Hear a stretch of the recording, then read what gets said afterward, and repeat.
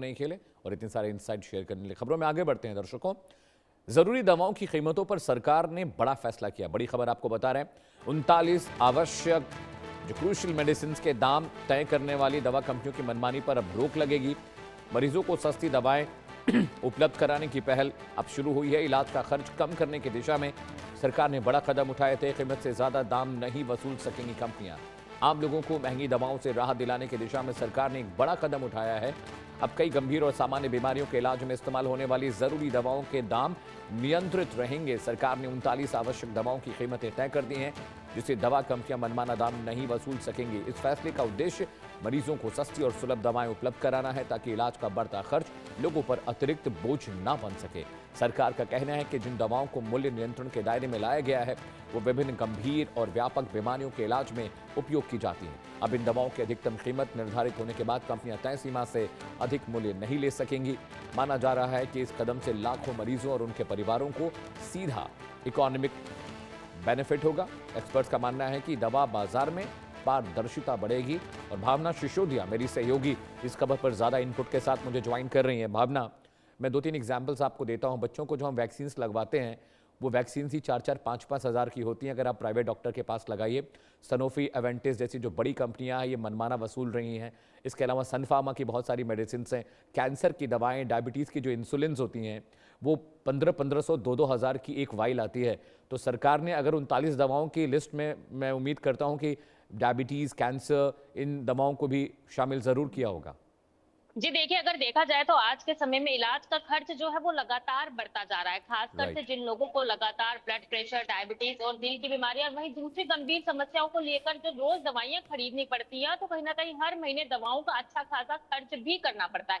ऐसे में कहा जा सकता है कि केंद्र सरकार ने लोगों को राहत देते हुए एक बड़ा फैसला लिया है। सरकार ने 39 जरूरी दवाइयों को नई कीमतें दर जो है वो तय करी हैं, और अब इन दवाइयों की कीमत से ज्यादा नहीं बेचा जा सकता। यानी कि कहा जा सकता है कि लाखों लोगों को जो है सस्ती दरों पर दवाइयां मिलने की उम्मीद जो है दिखती हुई नजर आ रही है। अगर बात की जाए तो खास तौर से blood pressure, diabetes, high cholesterol, vitamin की कमी जैसे संक्रमण जैसी बीमारियों के इलाज किया जाता है, जिनकी दवाइयां जो है लोगों को महंगी दरों पे खरीदनी पड़ती थी और रोजमर्रा में इन दवाइयों की जरूरत पड़ती है। तो इन दवाइयों की जो दरें हैं उनको घटाया गया है। देश भर में बड़ी संख्या में जो मरीज दवाइयां इस्तेमाल करते हैं, उनकी कीमतें जो हैं वो तय की गई है, ताकि आर्थिक बोझ जो है वो कम रहे। अगर बात की जाए तो बाइसोप्रोलोल, एम्लोडिपिन और तमाम मेटफॉर्मिन, विटामिन डी, फेनोफाइब्रेट, ये तमाम दवाइयां ऐसी हैं जिनको लेकर जिनकी दरें जो हैं जो सीमित की गई हैं, ताकि उससे ज्यादा अधिक रेटों पर जो है दवाइयां ना बेची जाए। कहा जा सकता है कि इस फैसले में सबसे ज्यादा फायदा उन मरीजों को होगा जो लंबे समय से एक रेगुलर बेसिस पे जो है दवाइयां लेनी पड़ती हैं। पहले कई बार ऐसा होता था कि दवाइयों की कीमत ज्यादा होने के कारण मरीजों का जो मंथली बजट है वो कहीं ना कहीं बिगड़ जाता था। अब तय कीमत लागू होने के बाद जो दवाइयां हैं वो सही दरों पर मिलेंगी और संभावनाएं जो है वो बढ़ जाएंगी, ताकि मरीजों को अपनी दवाइयां ना छोड़नी पड़े। क्योंकि महंगी दवाइयां होने के कारण ये कहा जा सकता है कि कहीं ना कहीं मरीज जो है उन दवाइयों का गैप दे देते थे। तो तमाम ऐसी दवाइयां जो हैं जिनके दामों को सीमित किया गया है, उसमें जैसे कि मैंने आपको बताया कि blood pressure, high cholesterol, vitamin और कुछ बीमारियां ऐसी जो कि संक्रमण जैसी गंभीर बीमारियां होती हैं, उनकी दरों को जो है सरकार द्वारा सीमित किया गया है। अब जो है लोगों को एक बजट फ्रेंडली दवाइयां जो है लोगों को मिल पाएंगी, ताकि लोग आसानी से जो है अपनी दवाइयां रेगुलर बेसिस पे लेते रहें। इससे कहा जा सकता है कि लाखों लोगों को जो है फायदा पहुंचने वाला है। ठीक है, देखिए एम्लोडिपिन जो है वो ब्लड प्रेशर का एक बहुत इंपॉर्टेंट दवा का सॉल्ट है। मेटफॉर्मिन जो आप बता रही हैं, ये शुगर की, डायबिटीज़ की दवाई बहुत बहुत क्रूशियल है।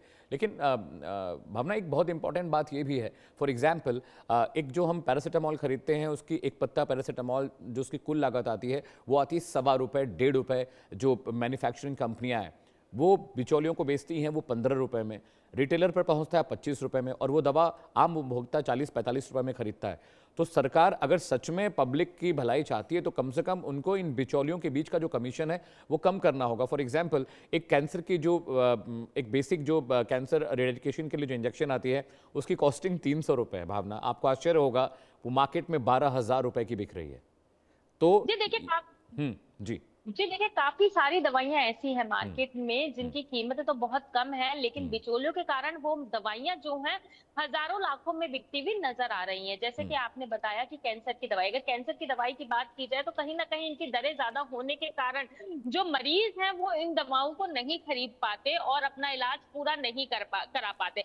अगर हार्ट की दवाइयों की बात की जाए या शुगर की दवाइयों की बात की जाए, विटामिन सी की दवाइयों की बात की जाए, तमाम ऐसे सॉल्ट की दवाइयां जो कि रोजमर्रा में इस्तेमाल होती हैं, कहीं ना कहीं महंगी दरों पर बेची जा रही है। क्योंकि रेगुलर कस्टमर उनके आते हैं, तो इसी कारण से जो है महंगी दरों पर भी बेची जा रही थी। तो इन सब चीजों को देखते हुए कि मरीज रोजमर्रा में अपनी दवाइयां ला सके, उसकी आर्थिक स्थिति पे जो दवाई खरीदने के कारण फर्क पड़ता है वो फर्क ना पड़े, तो इन सब चीजों को ध्यान में रखते हुए सरकार द्वारा 39 दवाइयों के जो रेट्स हैं उनको सीमित किया गया है और ये भी कहा गया है कि इन रेटों पर जो पैकेज पर लिखी हुई कीमत है उसको लेकर भी डॉक्टरों से सलाह लेने का जो है बात कही गई है। और वहीं साफ तौर पे ये भी कहा गया है कि जो दरें हैं उससे ज्यादा की दरों जी पे कोई भी दवाइयों की सेल नहीं कर सकता, यानी कि एक बड़ा मुनाफा जो है मरीजों को मिलेगा ताकि उनका इलाज का खर्च ठीक कम है हो सके। भावना, ऐसी सरकार थैंक यू मदद सो करने की मच फॉर द कोशिश करे। इनपुट्स। तो भावना